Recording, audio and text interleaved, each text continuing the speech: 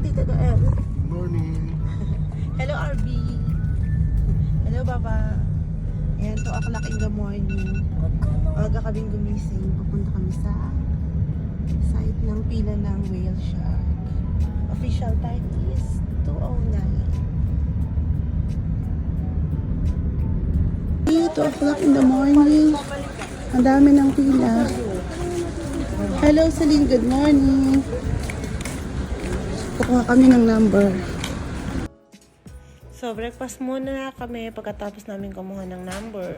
At first it was... Pagdating namin ng 2 o'clock, bali pang 64 na kami. 2 o'clock in the morning yun ha, pang 64 na kami sa pila.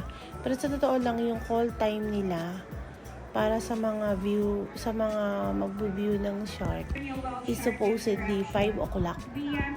Doon sa mga travel agency, kung magbubook kayo, makikita nyo yung call time na nakalagay or pick up pa lang sa mga hotel nila is 5 o'clock in the morning.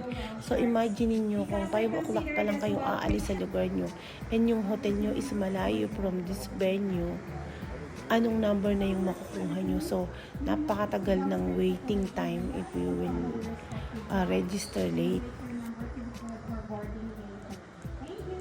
Kami kasi, since nakarating na yung pamangking ko dyan sa place na yan, nakakuha na kami ng mga tips na kailangan nga daw kung manunood kami sa whale shark, 2:00 pa lang pumila na kami. So, para mangyari yun, kailangan yung titiran mo is malapit dun sa venue kung saan magre-register sa whale shark. So, from the airport, Mactan Airport, going to this place, nagbiyahe kami ng more than 5 hours actually, including the traffic kasi may mga ginagawa sa road papunta sa Oslob. So yung Oslob yung pinakadulong city ng Cebu, and from there nag-travel kami and doon kami nag-book ng hotel malapit sa whale watching site.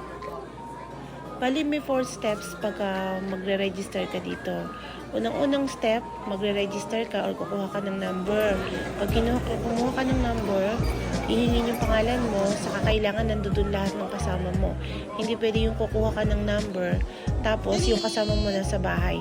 Kailangan matatakan yan, bawal ang palakasan, bawal yung padrino-padrino. So kailangan, kung 5 kayo, lahat ng 5 na yun nandoon kasi tatatakan kayo.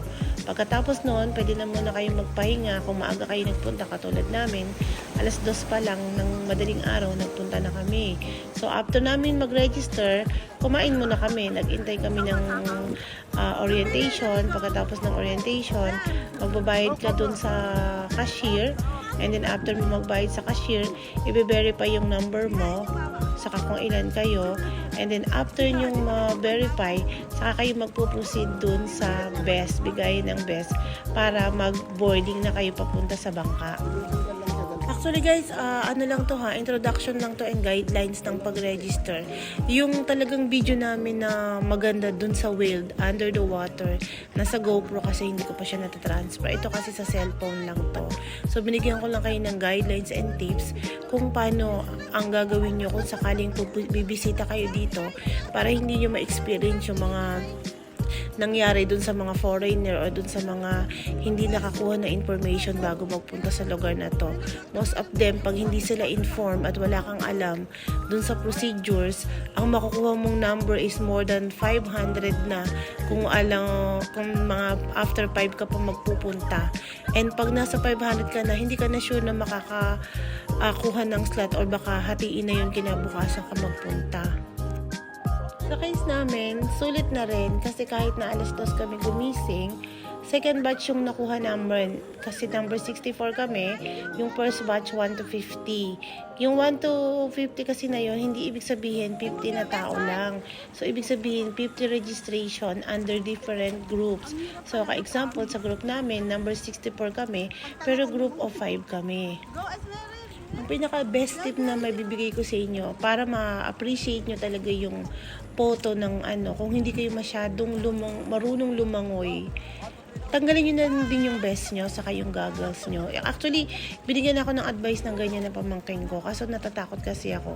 Kahit na marunong akong lumangoy, natatakot ako kasi inisip ko dagat yun, malalim.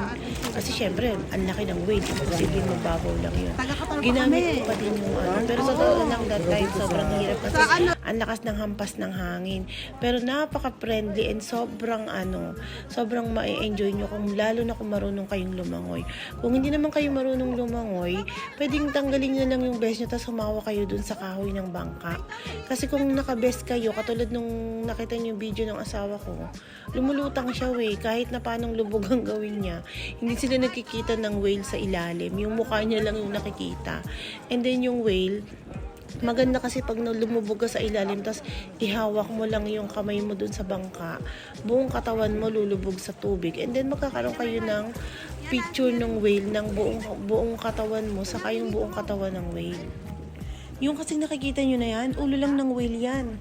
Napakalaki niyan sa ilalim. So, para ma-enjoy nyo talaga, kailangan yung lumubog sa ilalim.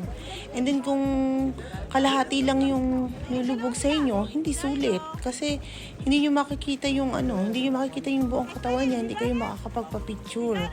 So, make sure na dala kayong GoPro. Kasi yung cellphone, hindi advisable dyan. Kasi, yung tubig, masyadong malikot yung tubig, maalon. So, talagang GoPro is yung pwede lang talaga siya sa ilalim ng tubig. May mga makikita kayong nagtitinda doon ng mga cellphone case para sa underwater, pero hindi siya advisable gamitin. Para lang wag mabasa yung cellphone nyo habang nasa bangka kayo, pero hindi siya advisable para sa picture or kung magbibideo ka doon sa mga whale shark. Ayan guys, part 1 pa lang yan ng aming whale shark experience video. Abangan nyo sa next video yung part 2 at doon nyo makikita kung gaano kalaki yung shark na na-encounter namin and kung gaano ka-enjoy makipag-bonding sa kanila sa ilalim ng dagat. Watch out for it and see you sa aming next video. Bye!